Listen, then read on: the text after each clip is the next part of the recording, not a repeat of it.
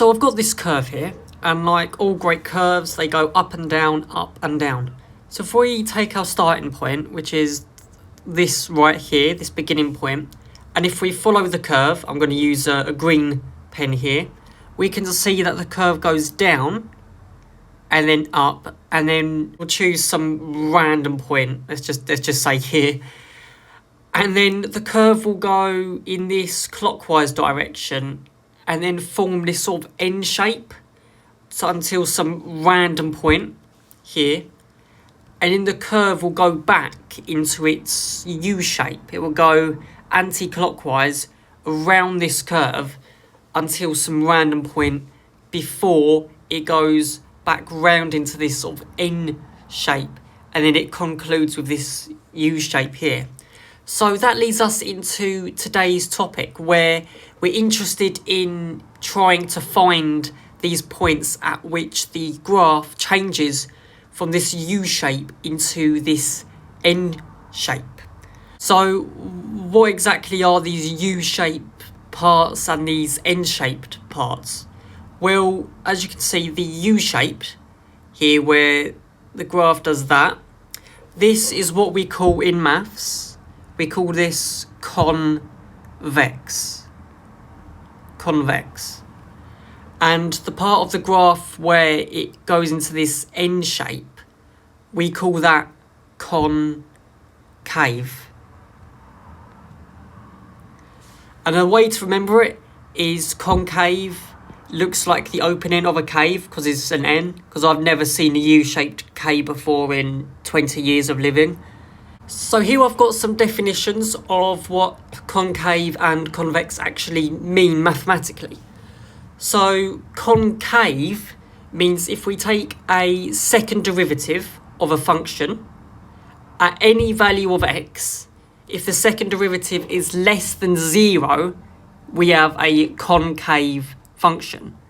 Conversely, if the second derivative of a function is greater than 0 at any particular x value, we will get a convex function. And I've also included here this point of infliction. What this essentially means is when the second derivative is equal to 0 at any particular x point.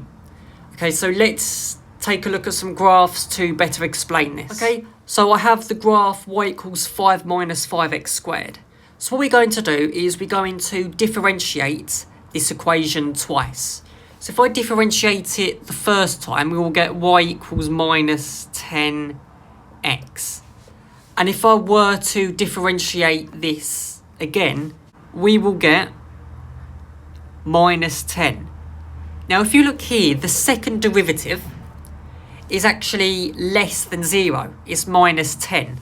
So if we go back to our definition, we know if the second derivative is less than 0, then it's a concave function. So therefore, we can safely assume that this is concave for any value of x. And in maths, we use this notation. I'm not really too sure why we use those symbols. Yeah, mathematicians are weird. Just go with it. Okay, so let's take a look at a second graph. So here I've got the graph of y equals e to the x. Now, quick quiz. What is the derivative of e to the x? We know if we differentiate e to the x, we would just get e to the x. For some reason, the derivative of e to the x is always e to the x. I'll have to make a video about it one day, I don't know. But if we differentiate this again, we will still get e to the x. Okay, so what I want you to do is substitute any number, any magnitude, positive or negative. It can be negative 10 trillion and 4 or 4.6 or anything you want. You will always get a positive number, no matter what value of x you substitute in this. So therefore, the second derivative of y equals e to the x would always be positive. And we know, if you go back to our definitions, that if the second derivative is greater than 0 our graph is convex. So therefore, we know that y equals e to the x is convex for every single value of x, and then we use this weird ass notation. Awesome. So let's step this up a little. So here I have the graph y equals x cubed minus 6 squared minus 9x. So what I want you to do right now is I want you to find the point of infliction. So as you know, the point of infliction is when the double derivative is equal to 0. So I want you to find the x point corresponding to that.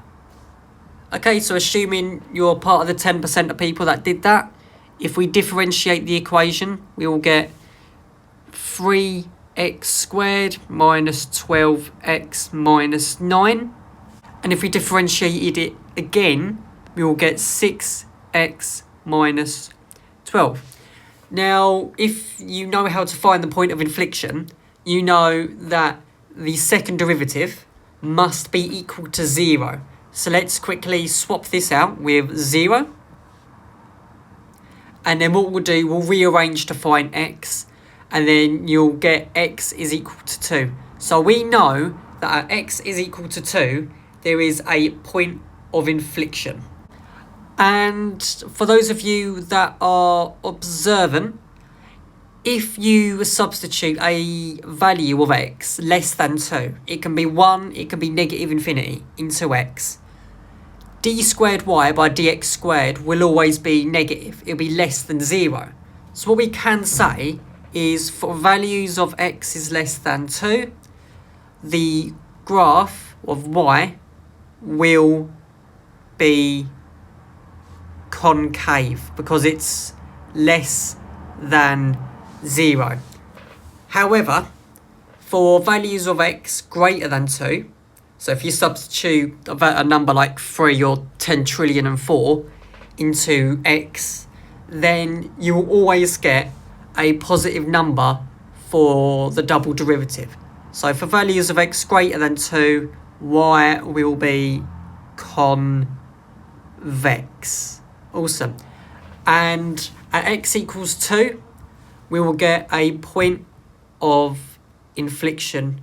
I wrote POI because I'm lazy. There you go. So I've got this question here, and it says that curve C is y equals x cubed minus 2x squared minus 4x at 5. And we need to show that curve C is concave on the interval minus 2 to 0 and convex on the interval 1 to 3. So how will we go about doing that? Let's quickly write down our function. And in order to prove that the function is concave at a particular point, we need to take the second derivative. So what we'll do is we'll derive this equation. We'll get 3x squared minus 4x minus 4. And let's differentiate this once more. We'll get 6x minus 4. And it says here, show that C is concave on the interval minus 2, 0. So what do we do now? So we've got our double derivative. And what we can do is we can substitute minus 2 in for x and 0 in for x respectively. And if this here, this second derivative is less than 0 at both x values, then we know we have a concave function between those 2 points. So let's quickly do that. So we'll get 6 and then substitute minus 2 in for x minus 4.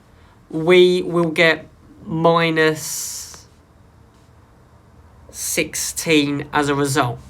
So when x is equal to minus 2, y is equal, the second derivative of y is equal to minus 16.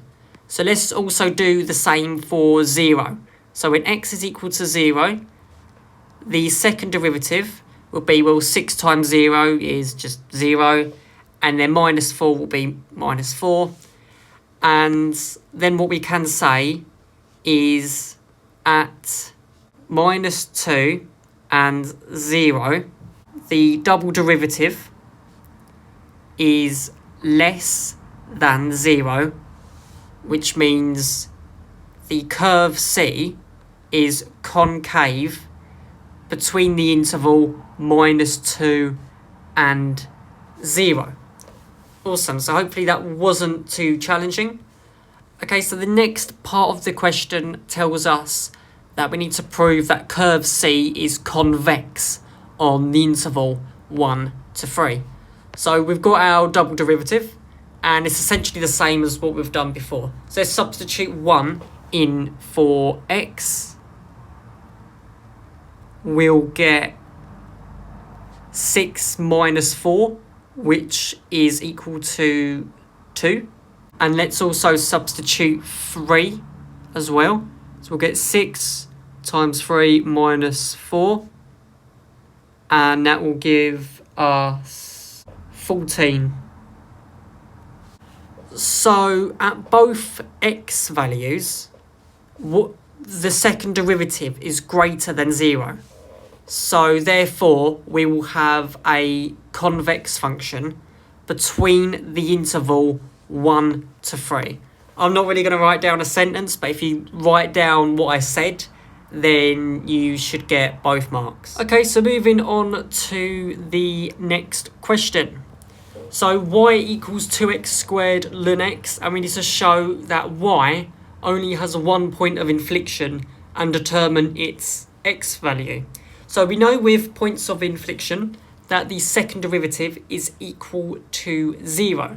So our first step here would be to differentiate this equation here, this y equals 2x squared ln x.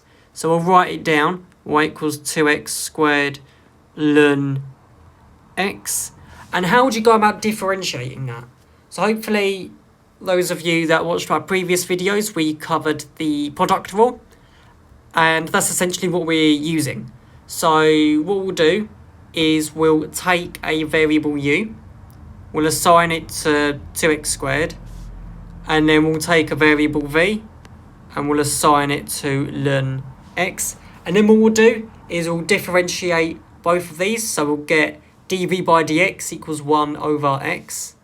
And then we'll get du by dx, which will be 4x. And essentially the product rule tells us uv prime plus vu prime. That's essentially what the product rule is. Hopefully you know that. So let's just quickly do a product rule, shall we? So hopefully so far you've got this. And if you were to simplify it a little bit more, we will get 2x plus 4x ln x. And that essentially gives us our first derivative. But we're not done yet. We've got to differentiate this again. So how do we differentiate it again? You use the product rule for 4x ln x. And we know how to differentiate 2x. That will just be 2. But then we've got to use the product rule again. So let's take u and we'll set this to 4x. And we'll get v. And we'll set this to ln x. And we know how to do a product rule by now. V prime is 1 over x. U prime will be equal to 4. And we know that the product rule would tell us 4 ln x plus 4. So if we go back up into our double derivative, we've got the double derivative of y equals 2 plus 4 ln x plus 4. Okay, so let's just quickly simplify that a little bit more. Okay, so the double derivative would be 6 plus 4 ln x.